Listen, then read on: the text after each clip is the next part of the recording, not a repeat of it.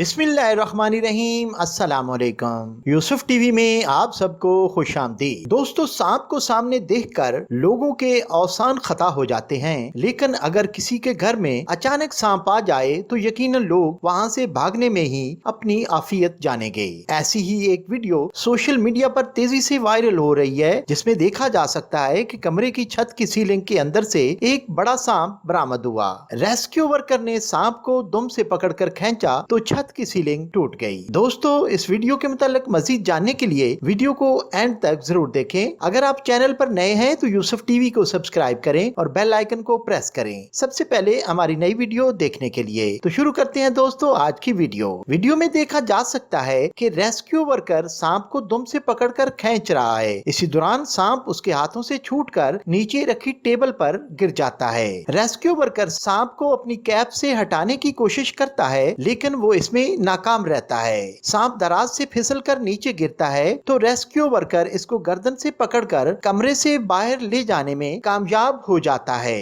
Video पर social media सार्फिन की जानब से मुख्तलिफ तबसरे किए जा रहे हैं। एक सारफ ने अंदाजा लगाया कि ये सांप जनूबी फ्लोरिडा में घर से निकला होगा। एक और सारफ ने लिखा कि अगर ये उस वक्त नीचे आ जाता जब खानदान सो रहा था तो ये आसानी से किसी बच्चे को खा सकता था। एक तीसरे सारफ ने रेस्क्यू वर्कर की तारीफ करते हुए लिखा कि उसने कमाल महारत से सांप को पकड़ा है। प्यारे दोस्तों, ये थी इस वीडियो के बारे में तफसीलात।